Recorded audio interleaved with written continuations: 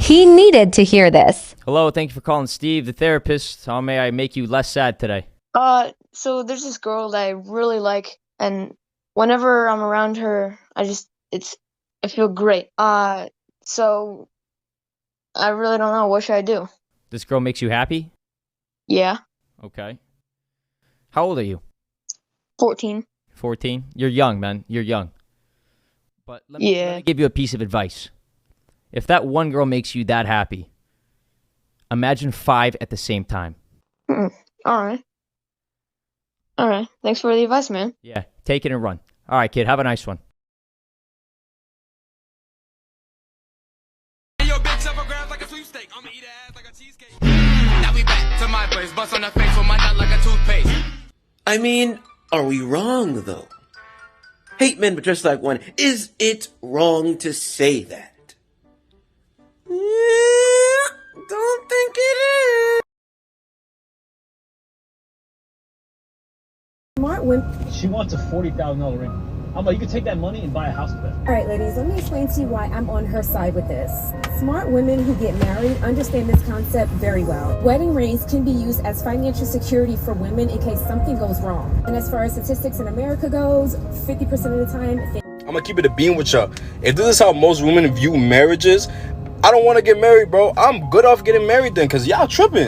I thought marriage was supposed to be a special bond that you have with someone that you think is your soulmate, not, looking at them as a financial investment. Like, bro, what are you talking about, bro? I swear to God, as time progresses, all I see is ladies care about the money that a guy brings to the table. They don't care about nothing else but that. That shit is corny and whack.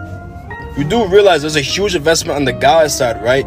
You're trying to victimize yourself and say, oh, a wedding ring is for just in case something goes wrong. But how about all the time, money, and energy a guy puts into a marriage for you? Man, get out my face, bro. Guys, I gotta tell you something. I only got 3 minutes. The work you were doing on the internet has hit the streets.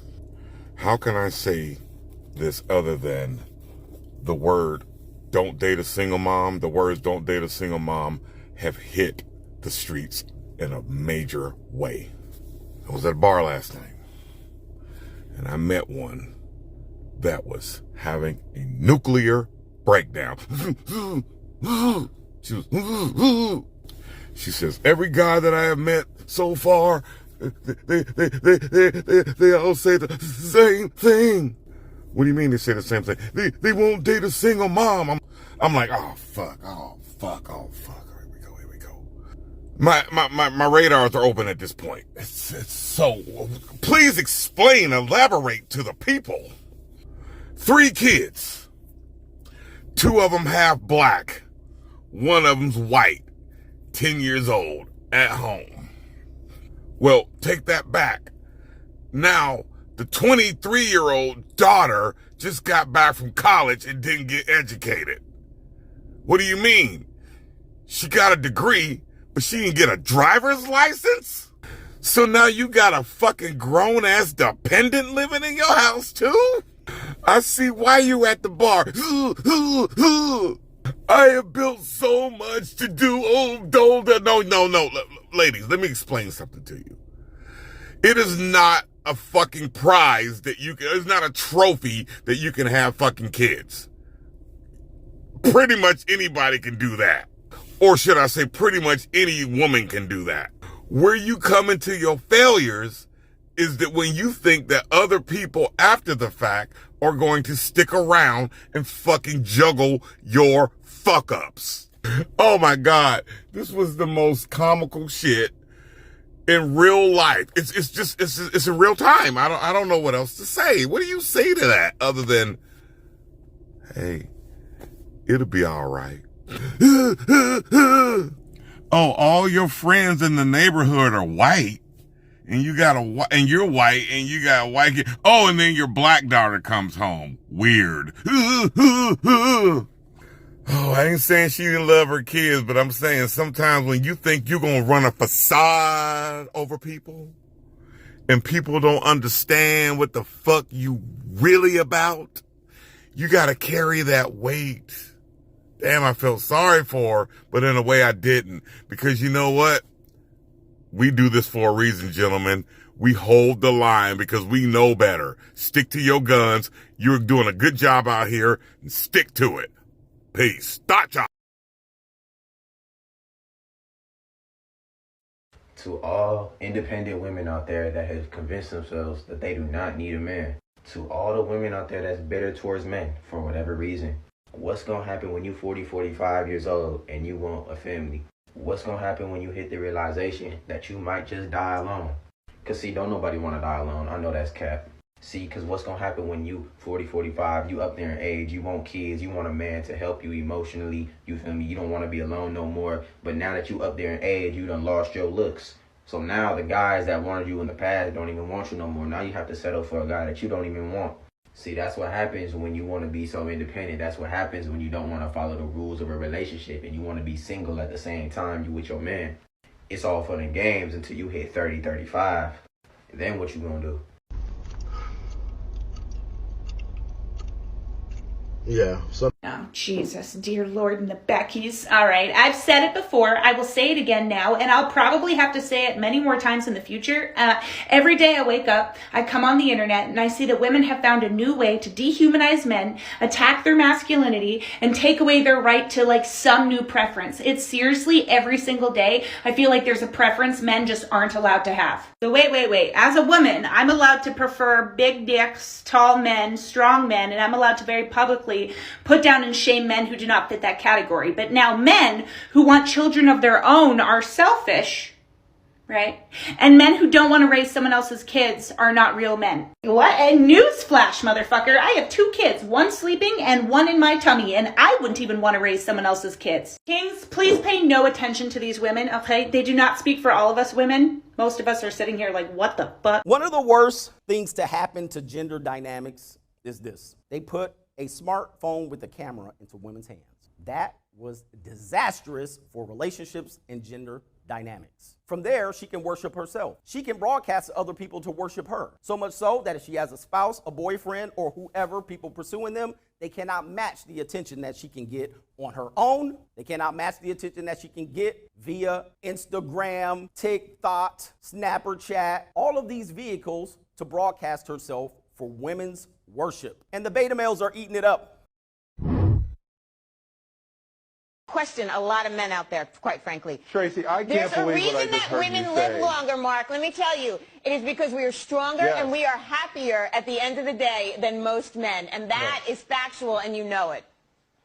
When men are married to women who scream like you, they just want to die sooner.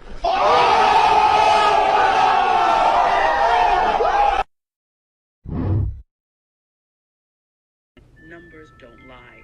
Here's the math. You already outnumber black men, and for a bunch of reasons, more than half of them will never marry anyone. Of those that remain, almost a quarter of them will marry women who are not black. Of the men left, 73% cannot financially support a household alone, and you will have to work. And due to the high rates of infidelity, domestic violence, and financial instability, 42% of these marriages will ultimately fail. Less than a quarter of you who get married will be in marriages where your husband earns more money than you. Less than 8% of those of you who get married to black men will have the luxury of not having to work at all. In fact, most high-earning black men remain bachelors or marry out of their race. So for all of you ladies with hypergamous, rich black girl fantasies, I hate to be the bearer of bad news. It's not likely going to happen, particularly for the more richly melanated sisters and the sisters with the West African body types and the sisters with previous children. Your odds are much worse. But hey, if you believe that you're going to be in that small minority, the 13% of black women overall who are in hypergamous black marriages, marriages and the even smaller percent who have the luxury of being able to stay at home and raise their children, and you want to bet your future on that belief, go right ahead. I can't stop you, but understand that you are the one that's taking on all of the risk, because if you choose wrong and it doesn't work out and you are left with a couple of kids on your arm, you will be the ire of the community.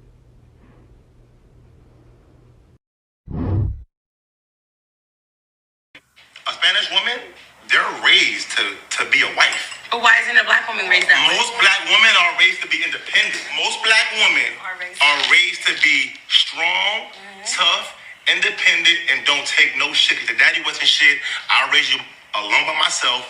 Be a strong black woman. So they come into the game with their guard up ready. Now, a Spanish girl is raised to serve. Let's face it, they're raised to serve. If one time I swear to God, I'm at a girl's house having dinner. I got her with my own plate, put it in the garbage, put it in the sink. Her mom spazzed on her in Spanish about da-da-da-da-da-da-da-da. Now, in the black woman's house, if I get up my own plate, she gonna say, that's a damn good nigga. He got his own shit. I like him, Shirley. He got his own shit. But Maria better get up and get that plate and get it washed and show him you are a wife. I'm braver than any military veteran who has ever served in the American military. Tucker, what the fuck are you babbling about? No, you really aren't. I'm sorry to break it to you, but being trans does not equivalent to going to another country to fight a war. It's really sad how many people say this type of stuff. People go to war to save our lives, and in turn we say that being sexually attracted to the same gender is braver than that? How do you look at somebody leaving their own family to protect your rights and say that being gay is braver than that? Can you give me a drink? No, get up and do it yourself. What?